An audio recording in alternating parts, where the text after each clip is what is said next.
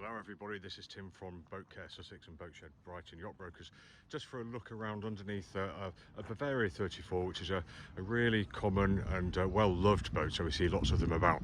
But this one's just been prepared to go back in the water, so I thought I'd just walk around and give you an idea of what kind of jobs we might think about looking at doing before we put our boat back into the water when we have her out for a maintenance, which may be annual maintenance. So as you can see, if we just start from the top, you can look at the white side of the hull and the blue stripes. Now that has very obviously been polished. It's been professionally polished, so she looks really nice and shiny, and that will really help to hopefully keep the UV damage from the sun down, but also stop bits and pieces growing onto that area of the hull, which doesn't happen very often. But things like mud, salt, etc. should come away a lot more easily with a wash if you've polished it up really nicely like that. Now, following down underneath the blue stripe, you can see we've got the dark blue section. This is what we call anti-foul paint, and that's designed to stop marine growth such as Serpula vermicularis growing, which is a roundworm. It should stop barnacles, etc., just from a braiding or adhering onto the hull. So that's what that is, and as you can see, really nicely applied and all over the exterior of the hull, including the keel. And if we just look at the keel closely, you can see that it's been nicely painted as well, looking great. Nice aerodynamic profile, fin and bull profile. You can see that we've got evidence of some pitting here.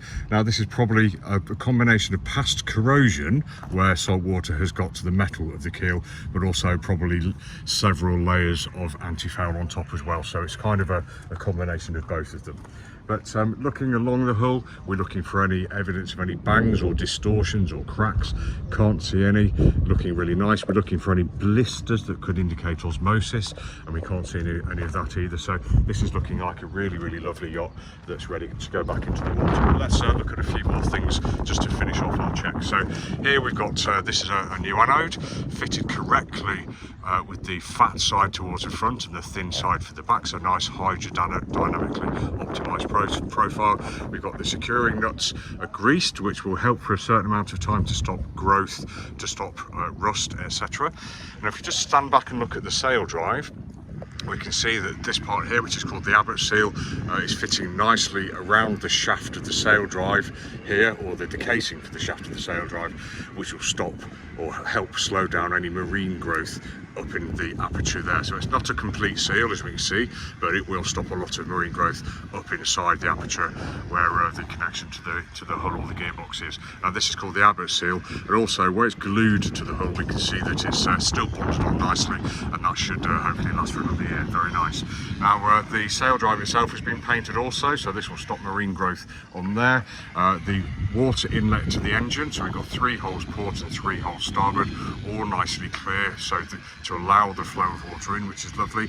And if we just move backwards and take a look at the propeller, you can see it's a folded propeller, and it's folded up at the moment. It's all greased up again, which will prevent corrosion and prevent things from clinging onto it and living on it for a certain amount of time. But as the propeller's used, as it rotates, that will wear away or fling off into the water, and the propeller will be exposed again, and there's the possibility of growth. But at the forward end of the propeller assembly, you can see we've got the rope cutter here. Very good idea, excuse the wind noise, very good idea to fit this to prevent any ropes wrapping around the propeller and stopping it. And then here looks like we've got, I think this is a new shaft anode here, so this again will be contributing to preventing wear or erosion to your underwater fittings. Very nicely done, looking very nice and tidy, and I'm sure that will give the owner many hours of great operation. Now just looking at the rudder, again, we're looking to make sure it's nice and straight in profile. It's not been bent to port and starboard or forward and aft. We're looking for any evidence of impacts here, which I can't see. But we do find, as with this rudder, you can see we've got some blisters here, 1 or 2 elsewhere. I mean, these don't look serious to me, but I think they are osmotic blisters, and this is quite common with rudders because of the way they're made.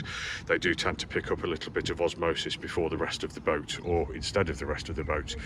So not too much to worry about, and that can be rectified, but many people just wouldn't really bother. So we've got a bit of osmosis on that side by the looks of it, but on this side we don't appear to have any, so that's a really nice looking rudder profile. So let's finish off by just moving forwards. Again, we're looking for any dents or damage, etc. We can't see anything.